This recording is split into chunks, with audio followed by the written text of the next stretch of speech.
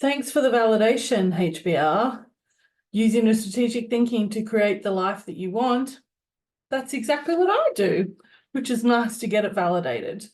So I thought what I'd do is I'd talk a little bit through that article, the things that I like, the things that I don't like, the things that I think might be nice builds, and also in particular what I'm most proud of the things that I've done throughout my time to come up with the same conclusion. So feeling very, very pumped.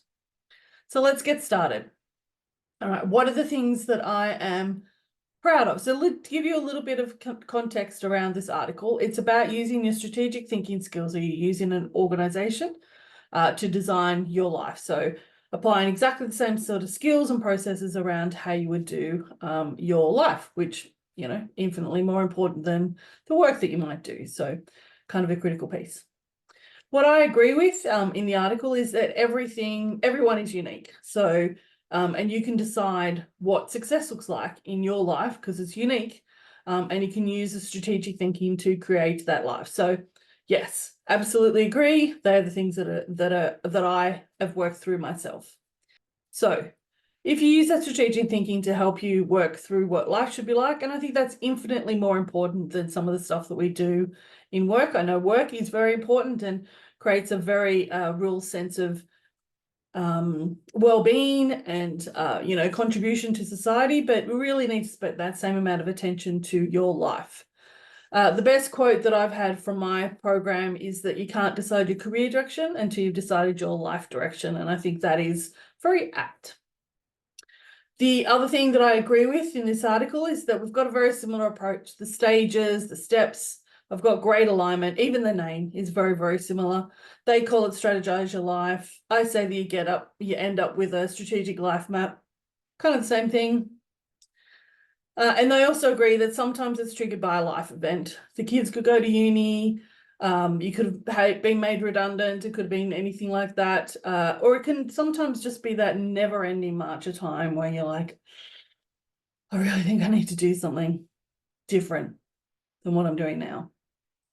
What I disagree with, in the beginning of the article, it talks about taking a few hours. I find that a little bit doubtful for a couple of reasons. First, if this is the first time you've done this, your brain's going to take a moment. This is hard work, and so it's going to take you a little moment to get there. The second reason, I feel that there's some assumed work happening here that might have already been done. So a review of past activity or past results, I feel like maybe that is really critical input. So taking a few hours. I do reckon, though, that in a yearly review, it can actually take a few hours to do it. Once you've kind of got all the foundations in place, when you've got the basics there, it kind of works very well. The other thing that I disagree with is the setting of OKRs. I understand the reasons why organizations put them in, but I often find that they can feel a bit burdensome, and especially when you're exploring different things that you want to do with your life, and can feel a little bit weighty, kind of heavy in the process. It can feel a little bit too much like work, and so you feel like you've got no separation between the two. So having the OKRs can kind of feel a little bit that way, like I'm still working. And from a neuroscience perspective, we can feel like we're constantly failing until we reach that OKR, which could put us into a downward spiral in terms of our self-esteem and thinking patterns. So another reason why I think it's not so good. And it also don't think it taps into the intuition as much. My method still generates actions. It's just in a very different way to actually get the process out. What I really liked was there was some really noice builds. Getting more explicit about having the end in mind. It's there in my program, but it's probably a little bit more subtle, but I've come to the same conclusion myself to sort of amp that up a little bit recently.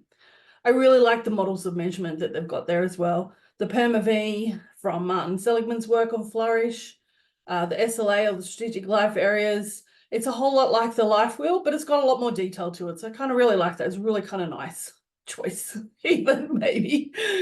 But then the most important thing that I wanted to tell you about is what I'm proud of. So I'm proud of a couple of things as a result of this article, and particularly that it's got the big idea. One of the first things is I'm proud of what I've learnt from reading Adam Grant's Hidden Potential. It's a new term for me called absorptive capacity. It's about taking information, processing it, and getting it applicable almost within that same process. And I'm really proud of my absorptive capacity to do that. And I managed to come to the same conclusion as arguably some of the best consultant companies in the world. So yay, brain.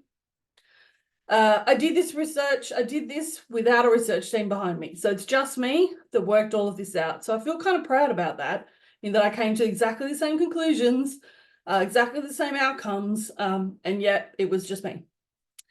It also took me around about 10 years, and it took BCG around about the same time of year. So again, I'm like, whoa, yo, Christina, that is pretty cool. And finally, the thing that I'm proud of is the premise that I had, that if you do translating that work that you do with corporates is extremely translatable into your personal life, and they've got that too. So they're the kind of things. So there were some really good things that I agreed with, a couple of things I disagreed with, some really, really nice builds, really nice extensions, and most importantly, all the little things that I'm proud of.